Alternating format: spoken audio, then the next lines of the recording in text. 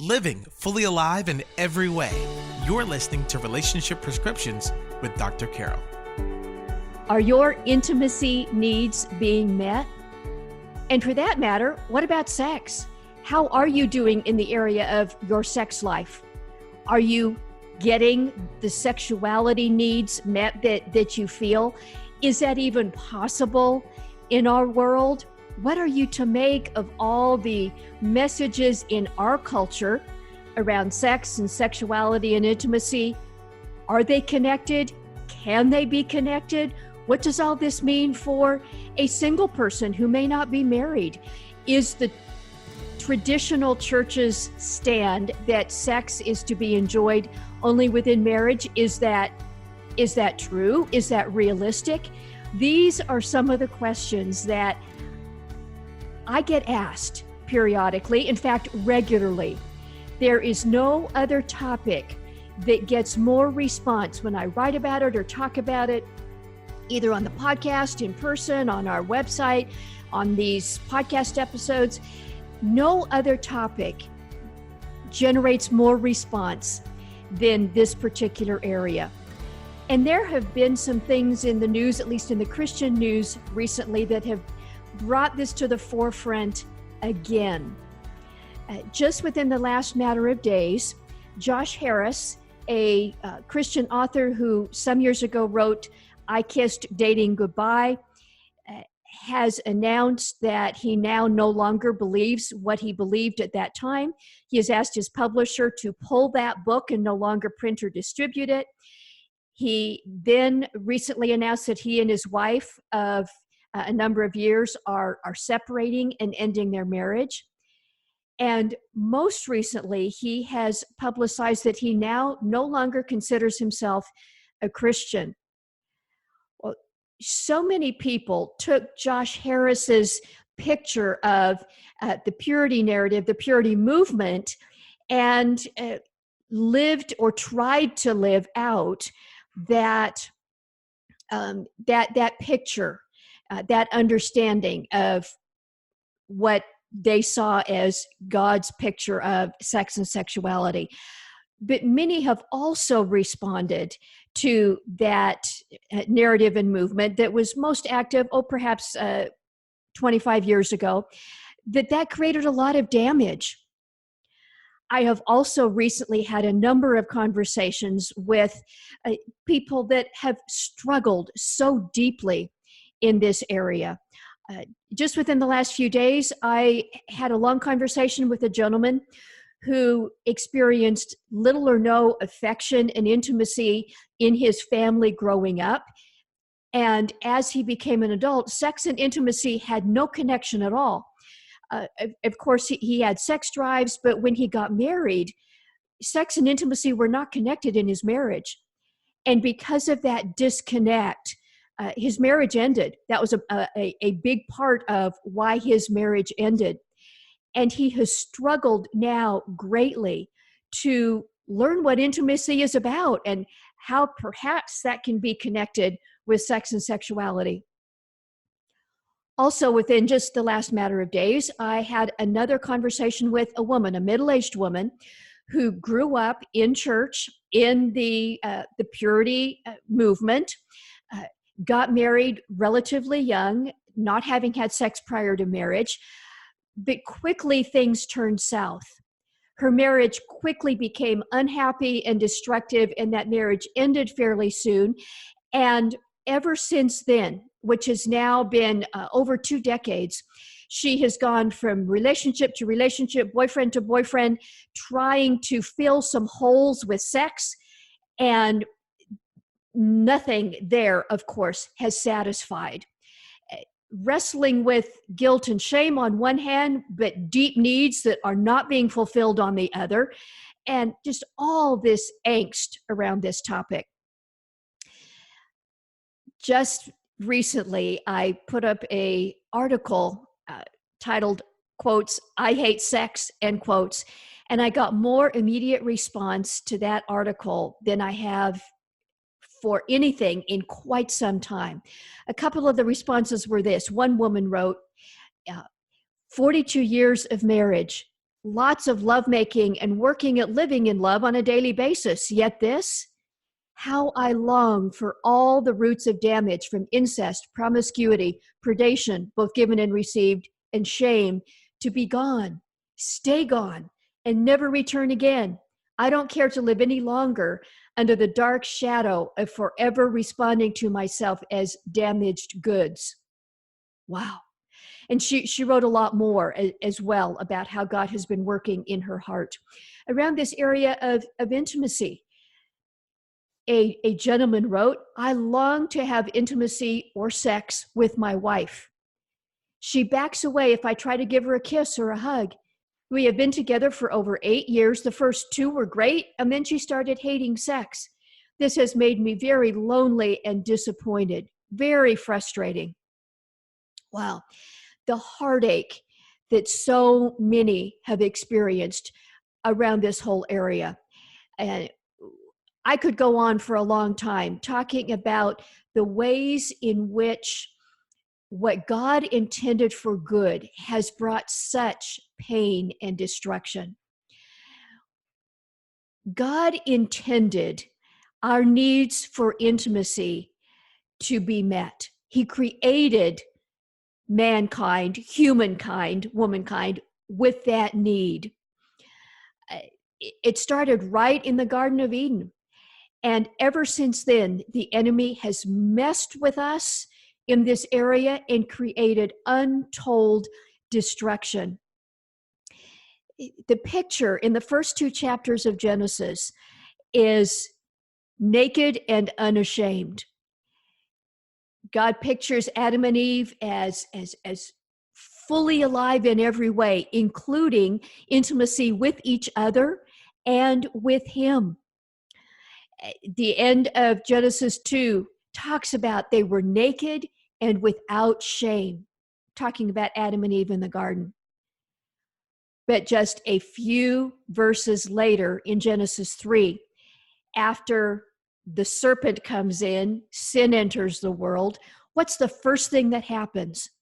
Adam and Eve cover themselves and they feel ashamed. And God says, where are you? Who told you you were naked? Nakedness and shame immediately become connected. And therefore, sexuality and shame immediately become connected. And ever since, that shame has been an enormous tool the enemy has used. Now, that does not mean that the answer is, oh, whatever feels good, do it. Don't be ashamed of your sexuality. Just do whatever feels good. That's been tried. And for those of you who may have tried that in certain areas, you know that's not the answer. God designed that sex and marriage and intimacy were to be connected. That 3-pronged stool, sex, marriage, and intimacy, was God's original design for what us as human beings would experience. But think of how the enemy has separated those 3 things. Sex is now not connected with marriage in many cases in the world, in culture, and it has been ever since sin entered this world. Sex outside of marriage, sex in the sense of infidelity among married people, just the disconnect there. Neither have sex and intimacy remained together. Without the covenant of marriage, sex is just sex. And yet the soul ties, the biological impact of intercourse, of sexual intimacy or attempts at intimacy through sex, the soul ties and biological changes in the brain that happen are long-standing. And now we have scientific research to show that the biological evidence is stronger among women than it is among men. but it is across the board. I've heard this described as Velcro. When a person has sex with someone, the oxytocin and other hormones in the brain create a bond, like Velcro. When that relationship ends and the Velcro tears apart, in some measure, those little hooks on the Velcro become weakened. And over time, the more times a person tries to get intimacy through illegitimate sex, those hooks on the Velcro become increasingly weakened. And over time, the ability to bond and experience intimacy is disrupted and damaged. Now, that's the human picture. Of course, God can redeem all of this. The three-pronged stool, sex, intimacy, and marriage, the connection between sex and marriage has also been disrupted. I hear from people every week, husbands and wives, both of them, feeling lonely and frustrated because the sexual connection with their spouse is disrupted. What do I do when my husband doesn't want to have sex with me or my wife doesn't want to have sex with me? Now, if you are in a marriage like that, it may be hard for you to understand how in another marriage, it can be the other spouse who is craving sexual intimacy and not getting it. But I hear from both husbands and wives every week, deep pain, deep loneliness, because the sexual connection is not there in marriage. Oh my, how we have fallen. The triad of sex, intimacy, and marriage being disrupted, the result of what the enemy has done. Dr. Dan Allender has done work in this area of sexual harm throughout his career, 30, 40 years. I'm not exactly sure how long he's been in practice, but he's a senior researcher and writer and therapist, training other therapists in this area of sexual harm and healing from sexual harm as a Christian believer. And one of the things that I hear him say in many contexts is that in no area does the enemy receive a greater return on investment than in the area of messing with us sexually. When the enemy creates sexual harm, the long-term implications are greater than perhaps any other area that he could mess with. Dr. Jack Hayford, senior pastor and writer, retired now, but a general in the body of Christ, as a pastor, talked about how the area of sexual brokenness is one of the hardest for people to receive God's forgiveness and healing and grace about. He said this area of sexuality, sexual brokenness, gets closer to the core of who we are as human beings than any other area.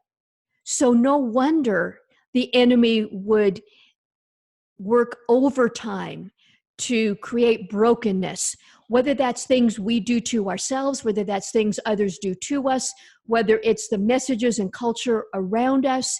That area of sexuality creates such deep harm that the core of our humanness is impacted greater than any other. And therefore, we in the body of Christ who are working to both experience a fully alive life and to help others experience that fully alive life need to continue to address this, to receive God's guidance and wisdom and all of that. I want to ask, why is this area of sexuality such a big deal? Why has the enemy worked so hard to bring harm? I believe that the picture in Scripture and that those who are following Jesus can give witness to in various ways, is that God intended sex and intimacy to be a picture, a demonstration, an object lesson, if you please, of the intimacy he designed us to have with himself. When God created Adam and Eve, he covenanted with them as his people.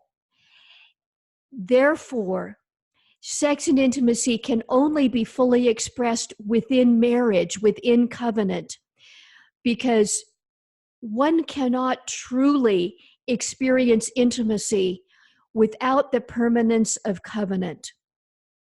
That is his intention. When he created Adam and Eve, that was the picture in the Garden of Eden. And it's also the picture that is painted of what will be when God creates a new heaven and a new earth. Revelation 21 said, God himself will be with them. That's a picture of connection with God himself for eternity. Now, right now, in our human condition, we can only barely contemplate, get just a taste of what God fully intends for intimacy with himself that each one of us can experience. Paul calls it a mystery. Paul says, I speak of Christ in the church. This is a mystery, when he is talking about sex and marriage as a demonstration of this mystery. No wonder we struggle so hard in this area, because what God has intended for us with intimacy is so big, and the enemy has worked so hard to mess this up. Every one of us, I believe Dr. Dan Allender is correct when he says that every human being has been harmed sexually in some way. My own experience bears this out.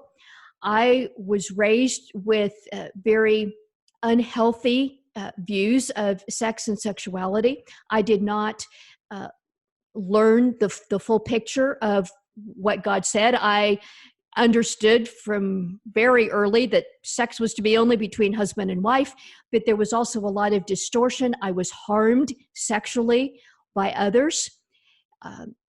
And when I became an adult and started contemplating marriage, what was going on in my mind was very broken. Now, God brought my loving husband into my life when I was in my 40s. I fully believe that I would not have been able to experience a honest level of intimacy prior to that because of how broken I was myself. I had to experience a great deal of growth and healing and understanding myself before there was even a possibility that I could experience intimacy in marriage. And yet, even so, in my 40s, when God brought Al into my life, and it was clear to me that God was leading us toward marriage, there was still a lot of angst and fear in my heart, in part around the whole area of sex in marriage.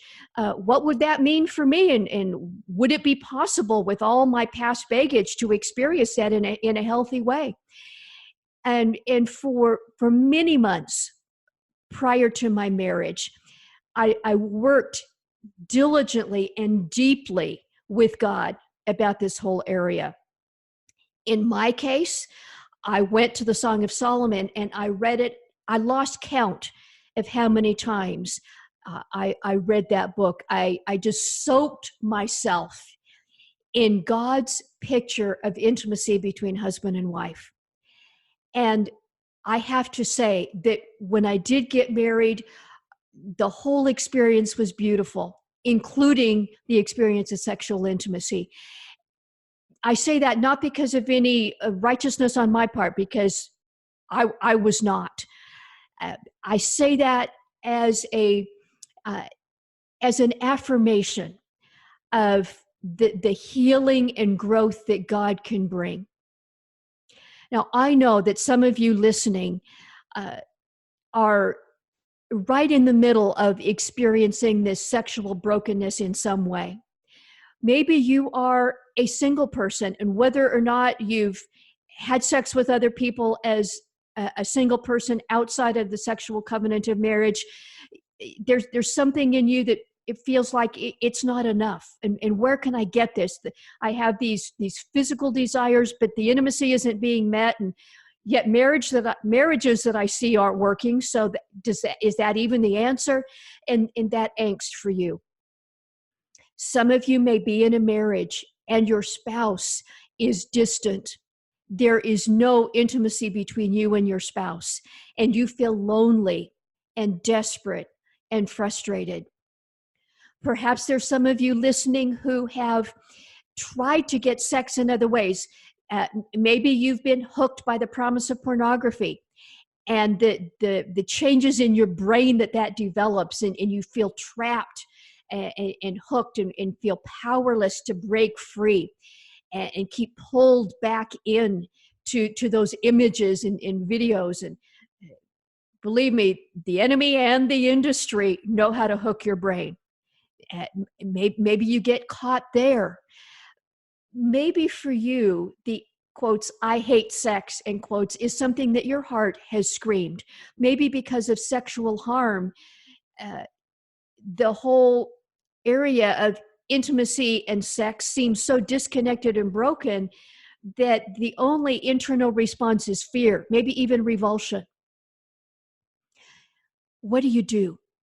How do we go forward in addressing these deep areas? The healing and growth and transformation that Jesus wants to bring, that he offers to us, is big enough to get to those deep places where this need for intimacy has been so broken and distorted. You and I may keep trying to fill that need of intimacy in all kinds of unhealthy ways, and yet we cannot completely cover over that need that God built within us.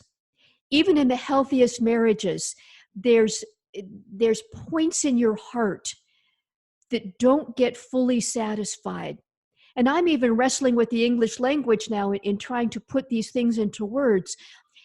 But that deep desire, that absolute need to know and be known, to see and be seen, naked and unashamed, that is something God built into us.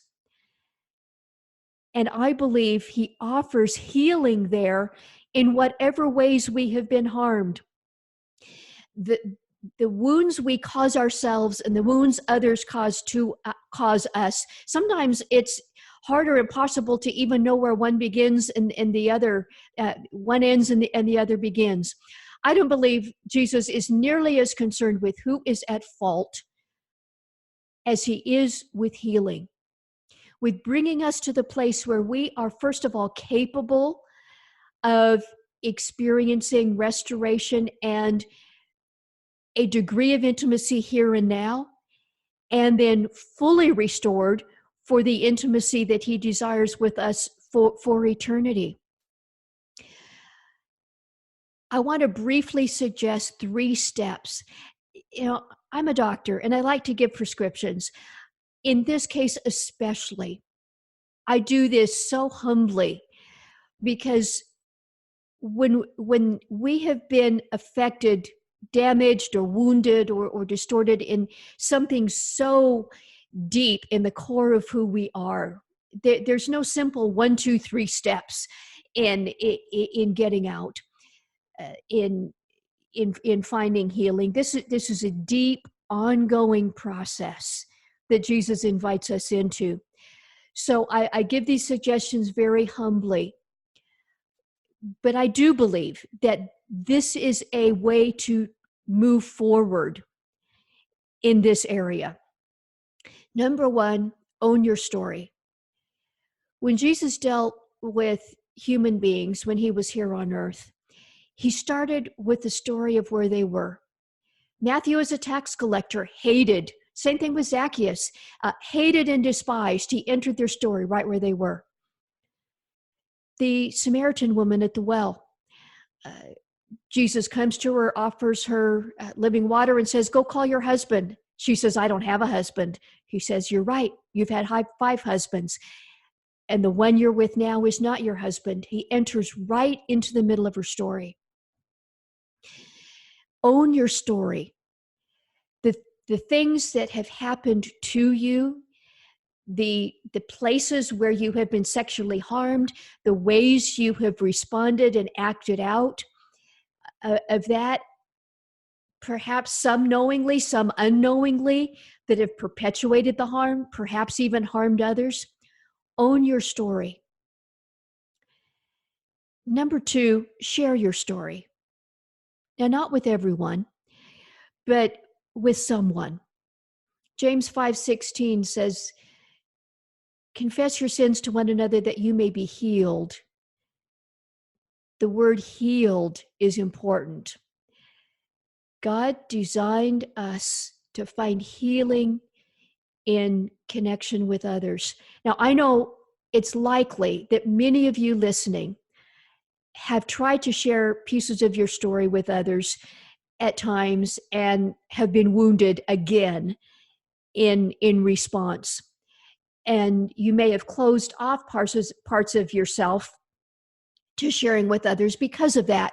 I was hurt and trying to share, so I'm not going to do that again. The shame that the enemy heaps on us in the areas of sexual brokenness is a load that's difficult to move past.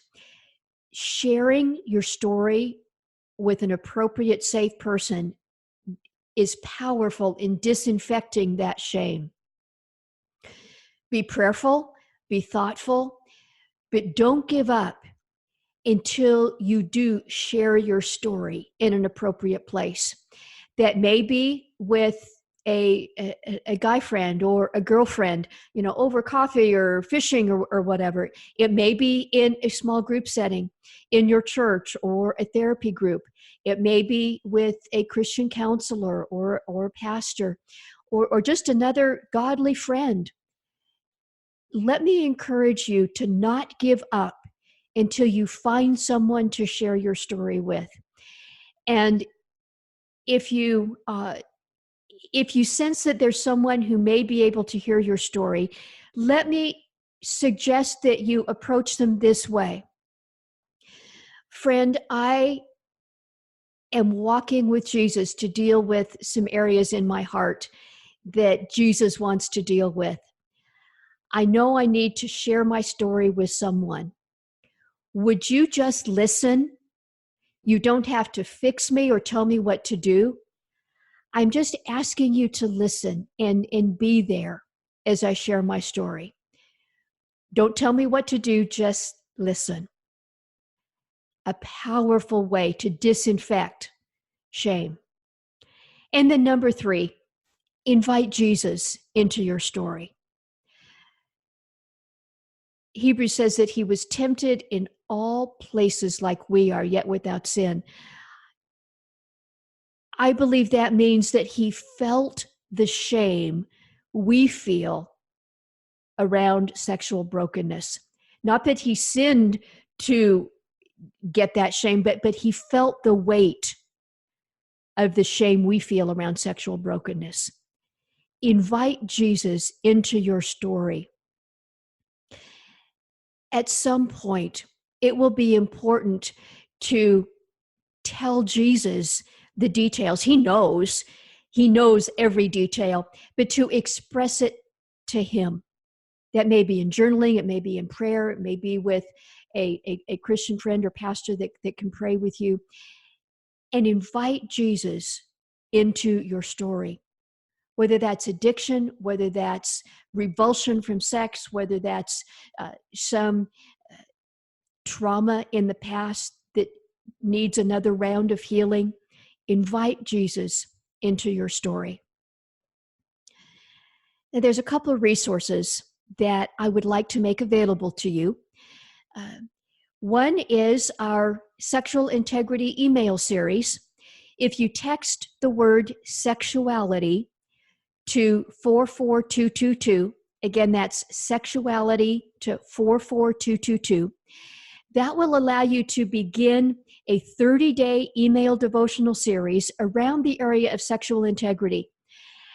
Now, such a big challenge for many, both men and women, is around the area of pornography and so on. And in a couple of the email devotionals speak to that directly, but it's much deeper and broader than that. This email series is about developing a lifestyle of sexual integrity. And if that has been a struggle for you, I'd invite you to get that email series. It's free. Just text sexuality to 44222. We'll also have the link in the show notes. A second resource is our Fully Alive group. Each month in this online community, we address a certain area of challenge. This month, if you're listening to this when this podcast first comes out, the month of August, we are devoting to sex and sexuality. Every Tuesday evening this month, we have an online event. I'll be doing some teaching. We have a couple special guests who have walked this journey, experienced brokenness, and now experienced healing. We'll have question and answer time available. I would invite you to check out fullyalivegroup.com and join us. Join as a member, and that can get you access to all of these online events and teachings and interviews and question and answer options and so on. I would love you to join us as we walk this journey together, seeking to hear what God has to say about the area of sex and sexuality and experience growth and healing. It is possible. And I pray that for you. Again, the link to Fully Alive group will be in the show notes as well. Friends, if this has touched something in your heart, I believe that's for a reason. Jesus is inviting you to find healing in whatever area you need it at this time around the area of intimacy, sexuality, marriage, or whatever. Check out the 30-day devotional series. Check out fullyalivegroup.com, or just send me a message on our website. I pray for you regularly. I would love to hear from you. I read each message personally. And until next time, may God bless you. Thank you for listening to Relationship Prescriptions with Dr. Carol. Our purpose is to provide trustworthy resources that help you and others live fully alive in every way as God intended.